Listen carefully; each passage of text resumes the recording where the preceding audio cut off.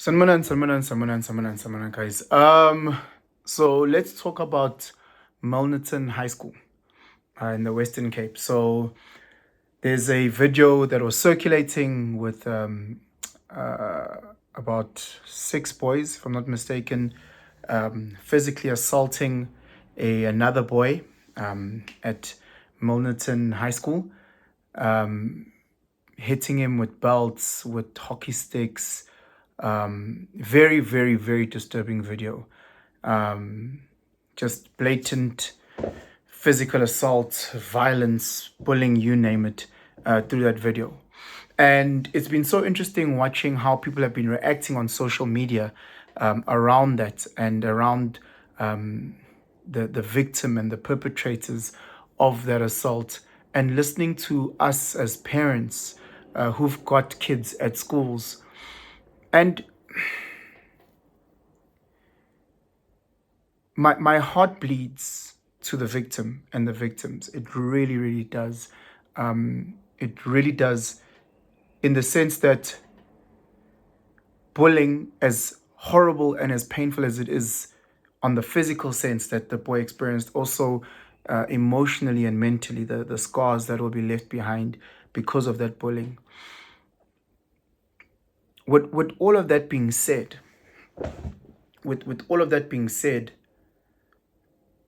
I'm trying to look at this thing as holistic as I can, looking at the boy who was bullied and beat up, as well as the boys that were doing the assault.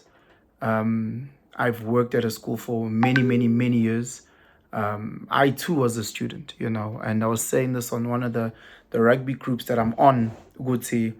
The things that happen in schools, the rite of passage, if we can call it that, can be extremely, extremely toxic. When they talk about the toxic masculinity, whatever the word is, it can be that, it can be beautiful as well, if done correctly.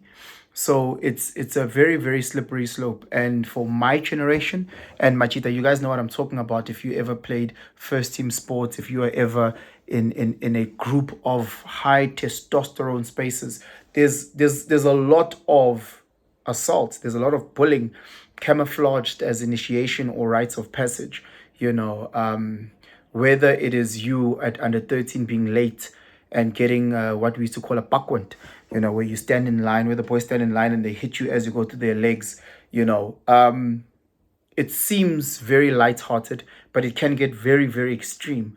You go into a high school space where we'd have his team way back shy on your back, amachita.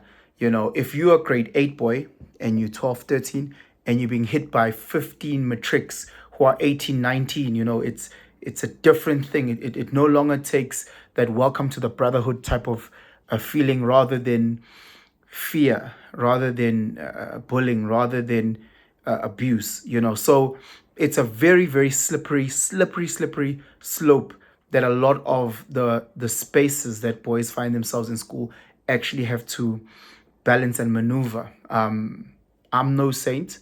I've been part of many initiation rituals, whether it was receiving or whether it's giving, and it will be up to the victims that will feel like, hey, this was very much on the bullying level. I come from a different time, so let me not also be, what's this word called, presentism, the concept of using today's standards to judge what happened back then, because back then, taking a hockey stick and hitting another fellow matric boy on the bum because he made first team rugby, that might not have been as bad as it is today. And I'm not again saying with this boy what he did was not bullying. I am saying it's bullying. I am saying it's abusive. I am saying it's assault. I'm trying to explain Uguti, things change depending on the spaces that you are in. I know from a first team point where you make first team, you cut your hair. In today's time, in certain schools, that would be seen as very, very abusive, and you will not cut my son's hair. And in some spaces, they still practice that. So it's a tricky one. It's a very, very tricky one. But my heart bleeds out to the victim. It was a painful one to watch, knowing full well, Guti, those things happened in my year. knowing full well it happened in many schools, knowing full well that there's people who are on social media talking shit. Meanwhile, they did that.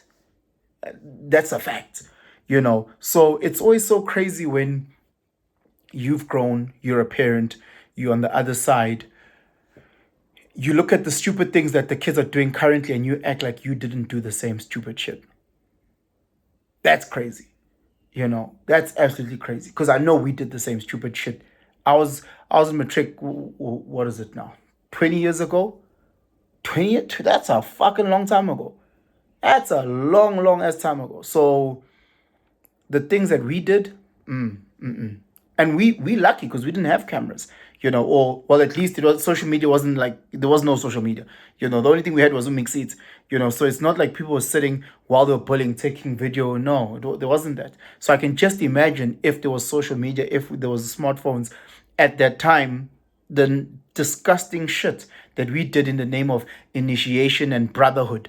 you know um Obviously very controversial, but even if you look at certain initiation rituals of like the closer community, there's a reason why it's so close knit and it's kept such a secret, because a lot of the things that might happen, might society might not approve of.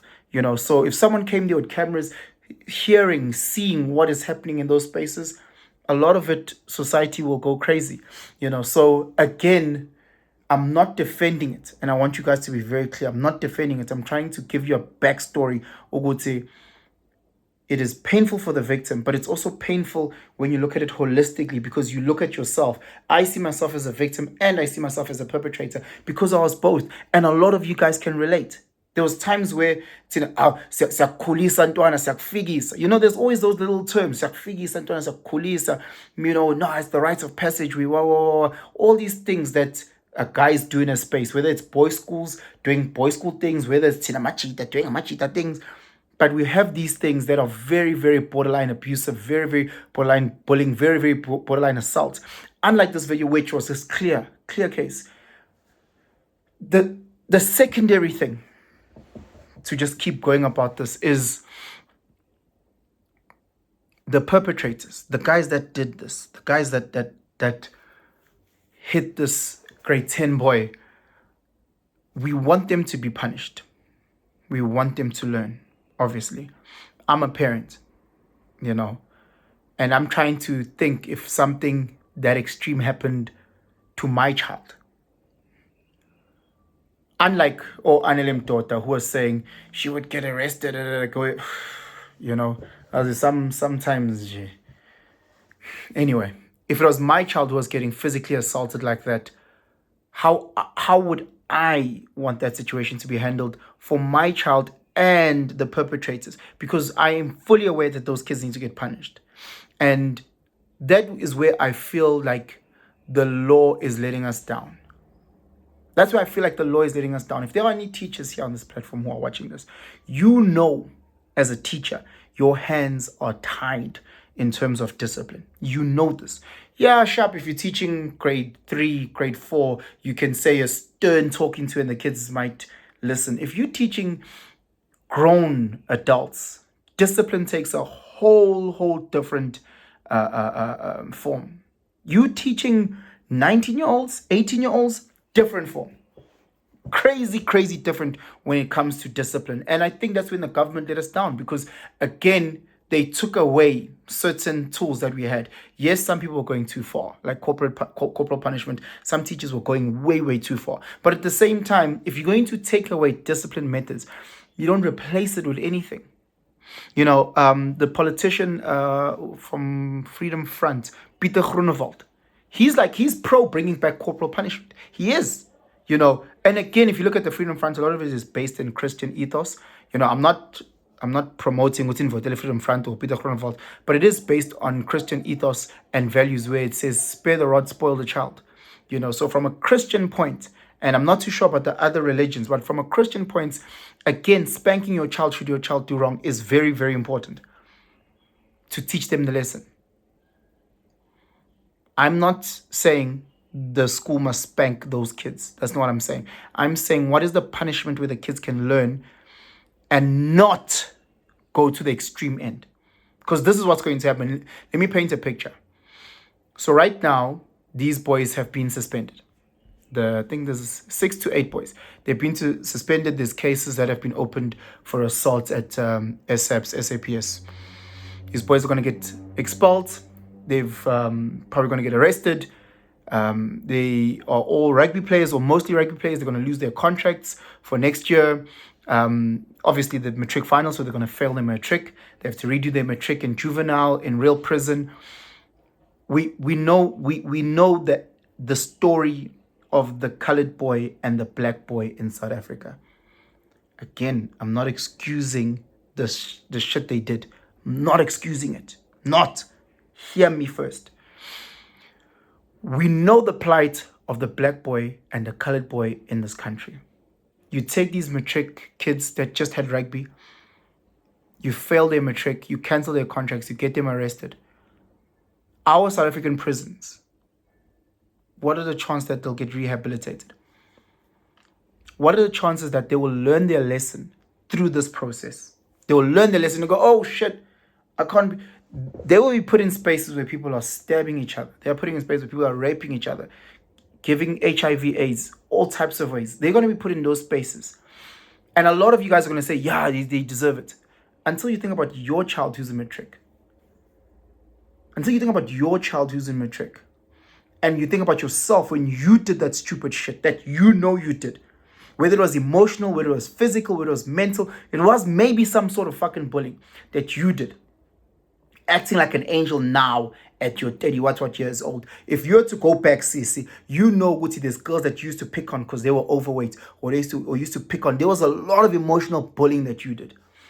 Breaking people down. Now, you're going to take these matric boys, put them through a system that you know is going to make them worse. They're going to get spat out as criminals. And they're going to do way worse to communities. They're going to get into drugs. They're going to get into crime. We know what will happen. So I don't think the way that people are parapara is a great solution. I don't think it's a great solution. I am saying, can we sit down as the adults in the room and say, this is what we need to deal with, because there is a victim in all of this. And that victim needs vindication. We need to make sure, one, this victim gets the best medical, psychological counseling ever. We need to make sure that they get vindicated in the sense where they know this will never happen again. They know it will never happen again to them, because the society and the community is going to protect them. And at the same time, they need to know, the people that did this to them got punished. They got punished, they got theirs. So he can also feel a type of way, sure, there's fairness in the world. However, the way that you grown folks are perezaring and going about this, I don't think it's a good solution. I think it's going to make shit worse. I think it's going to make things worse. Yes, right now, near high tent, because he has the Twitter, it's going to make things worse. You guys are now trying to blame the principal. You guys are now trying to blame the teachers, as if the teachers are sitting in every single fucking toilet. It's all these people that either have lost connection with schooling, or they're not parents, or they just Njebai Lima.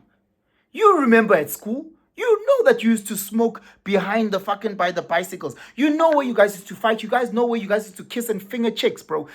How are the teachers going to be one in the staff room making sure they have a break, like you have a fucking lunch break at work? They have a break, they can decompress. The 3 teachers that are on playground duty, how are they going to see all this shit?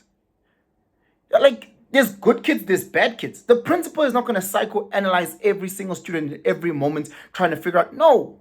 Like, what? Why weren't the kids just expelled? There's processes. There's processes in all these things. They have to get suspended, a process. They have to open a case. There's process. Now you want to blame teachers. Now who else are you going to blame? You're going to blame those kids' moms. Some moms do shit jobs. Some moms do great jobs. Some dads do shit jobs. Sometimes we just need to sit down as a community and say, okay, we have let everyone down. Most importantly, the victim, 10 who got a beat down. We let everyone down. Something we didn't do right. Let's troubleshoot this. Let's fix it.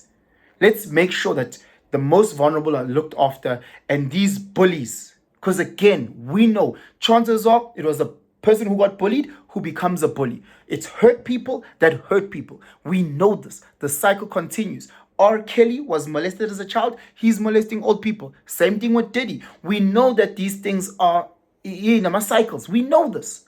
We know this, but we like turn a blind eye when we get too emotional and we want to sound all righteous on Twitter. There's a way that we can go about this as a community and say, sharp, guys, we're in this situation. There's the school, there's the legal, there's the perpetrators, there's the victim. The victim's parents, friends, whatever the case may be, everybody needs to get looked after. What can we sit down and do here? Taking these kids, making them go spend 2 years there or there, does that help? Does that fix anything? It makes you feel good right now, or people are in prison. Okay, sharp. Think about that when they come back. And they're now in your community. And they've lost contracts, and they've lost this, and they've been raped, and they are now introduced to different drugs. They've now been introduced to different gangs. What will that now look like from a community point where you've brought 8 kids who were bullies and you brought them back as criminals and gang members? What will that look like? Is everybody happier now? Do we clap hands now? This young boy who was a victim, who was abused, if he's now in the same community, does he feel safe that these 8 criminals, let's say prison turns them into criminals, they come back? Again, I'm just talking about statistics. Statistics that they will get beyond raped and beyond assaulted, and they'll get into a gang, and they will statistically, not to go, there's a chance to statistically, they'll come out worse. Then they back into this community, broken. And let's say this victim is still there, and now he's first year or just a year out with spinelli cliques, whatever. Will he feel safe then? Or will you guys not care anymore? Will those guys not want revenge, even though they're the ones that started it? There's a bigger play. Society, there's a bigger play. My heart bleeds out because I am a father. I'm a father to kids. I'm a father to boys who I know can be on both ends. I know. I get calls. Hey, Banbani, there was an incident in the playground. I know. I was a teacher. I saw this all the time. I played rugby. I coached rugby. The most masculine spaces I've been in. So I see what happens. I see what is in my control, and I see things that are not in my control. I see this all the time. It's not an easy solve. It's not they must lock them up and throw away the keys. It is not an easy solve. I really hope for strong, calm, balanced minds to come together. And again, prioritizing the victim. My heart bleeds out for the victim's family. My heart bleeds out. Prioritizing. And then strong minds come together and actually look at these bullies and say, you guys need to get punished. You guys need to understand consequences of the shit that you guys did. But also understand, Guti, they are in matric. And we don't want whatever the punishment and the consequences to be so extreme that you guys end up being worse. We want you guys to learn your lesson. We want you guys to be better members of society, so that not only do you never do that shit ever again, you go out there to try and protect the victims of bullying. I'm not excusing the negative action. In fact, I'm doubling down. I'm saying it's fucked up and something needs to happen. I'm just saying, let's look at the bigger picture. Anyway, I hope you guys heard my message. I know for a fact there'll be many people that misunderstood me entirely, and they'll think Guti, I'm on the side of the bullies. I know there'll be people that say that, because some of abantu, again, victim, my heart bleeds. Perpetrators, there needs to be punishment and consequences. Let's think of the entire ecosystem. Let's not pereza and act like we are better than others, because we are not. Nati, we've done some fucked up things. We were just lucky that it wasn't on social media. Anyway, please let me know in the comments below what your thoughts are around this topic. Very, very sensitive, I know. Share this video far and wide. Hopefully it gets to the right ears, and our teachers in schools, they're given the right tools, to be able to assist with discipline and not be stripped and then being magically expected to have this wand where they can fix everything. It's just absolutely crazy. But yeah, please like, share, subscribe, do all those amazing things again. Guys, I'm out.